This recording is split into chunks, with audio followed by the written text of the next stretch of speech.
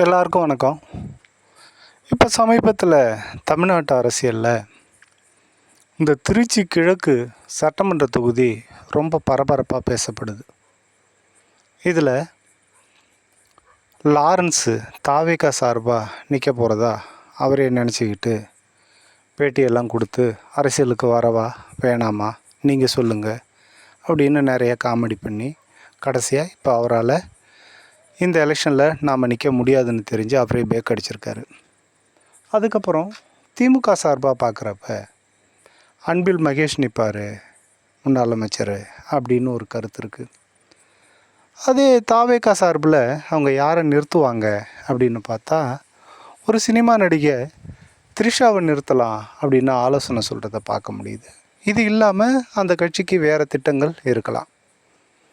இப்போது இதில் நிறைய பத்திரிகையாளர்கள், நிறைய அரசியல் விமர்சகர்கள், இன்னும் சில திமுகவில் உள்ள தலைவர்கள்லாம் இந்த திருச்சி கிழக்கில் ஸ்டாலின் சார் நின்னா நல்லாயிருக்கும் அப்படின்னு நினைக்கிறாங்க. நின்னா ஜெயிப்பாரா அப்படிங்கிறது ஒரு பெரிய கேள்வி.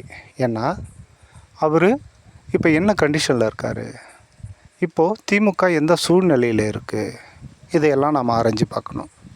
இப்போது திமுக ஏறக்குறைய தேமுதிக தவிர வேறு எந்த கட்சியும் பெரிய கட்சியும் கூட இல்லாத ஒரு சூழ்நிலையில் இருக்குது. சரி, இந்த சூழ்நிலையில் இருந்தாலும் தாவேகா ஆட்சி மேலே உள்ள வெறுப்பில் நிறைய மக்கள் ஸ்டாலினுக்கு ஓட்டு போட்டு அவரை ஜெயிக்க வைக்கிறதுக்கும் வாய்ப்பு இருக்குது. ஸ்டாலின் சார்ட்ட இதை பற்றி கேட்குறப்ப அவர் இன்னும் இதை பற்றி பரிசீலிக்கலை, இதை பற்றி இன்னும் முடிவு பண்ணல அப்படின்னு சொல்கிற அந்த காரியத்தையும் நாம் பார்க்குறோம்.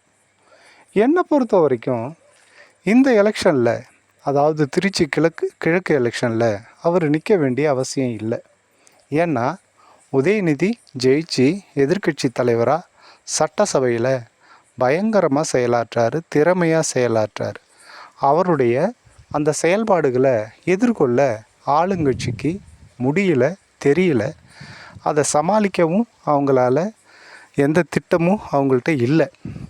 இப்படி இருக்கிறப்ப ஒரு திறமையான எதிர்க்கட்சி தலைவராக உதயநிதி இருக்கிறப்ப ஸ்டாலின் சார் ஒருவேளை ஜெயித்தாலும் மறுபடியும் இந்த அரசியல் நாகரிகமோ அல்லது பண்பாடோ எதுவும் தெரியாத இந்த தாவேகா அரசு ஆள்கிற அந்த சட்டமன்றத்துக்குள்ளாட்டி அவர் போகிறப்ப அவர் ஏற்கனவே ஸ்டாலின் சார் ஏற்கனவே ரொம்ப அரசியல் நாகரிகம் உள்ளவராக இருக்கார், பண்பாடு உள்ளவராக இருக்கார், எல்லாரையும் மதிக்க தெரிஞ்சவராக இருக்கார்.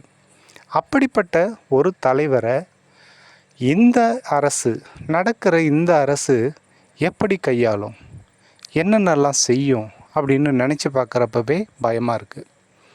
இதுக்கு உண்மையிலேயே அந்த அரசியல் சூழ்நிலையை கவனித்து பார்க்கும்போது இந்த இடத்துக்கு, இந்த சட்டசபைக்கு, இப்போ நடக்கிற ஆட்சிக்கு எதிர்க்கட்சி தலைவராக உதயநிதி ஸ்டாலினே போதும். அதனால் அரசியல் விமர்சகர்கள், பத்திரிகையாளர்கள், இன்னும் சில நலம் விரும்பிகள் சொல்கிறாங்கன்ட்டு இதில் ஸ்டாலின் சார் நிற்காமல் இருக்கிறது நல்லது. ஒருவேளை நின்று தோத்துட்டா பெரிய அசிங்கம், ஜெயிச்சுட்டு அரசியல் அந்த சட்டமன்றத்துக்குள்ளே போய் அரசியல் செஞ்சால் அது இன்னும் பெரிய அசிங்கமாக போயிடும். ஏன்னா இவருடைய நாகரிகத்துக்கு தகுந்த மாதிரி அங்கே அரசியல் இல்லை, அந்த சட்டசபை இல்லை. இப்போவே உங்கள் அப்பா எங்கே, உங்கள் அப்பாவை காணோம் அப்படின்னு தேடுற இந்த மாதிரி அரசியல் பேசுகிற இடத்துல ஸ்டாலின் மாதிரி ஒரு நாகரிக அரசியல் பேசுகிற ஒரு தலைவர் போய் உட்கார்றப்ப அவருக்கான மரியாதை அங்கே கிடைக்காது. ஜெயித்தாலும் சரி, தோத்தாலும் சரி, என்ன கண்டிஷனில் இருந்தாலும் சரி, திருச்சி கிழக்கில் ஸ்டாலின் சார் கண்டிப்பாக நிற்கக்கூடாது.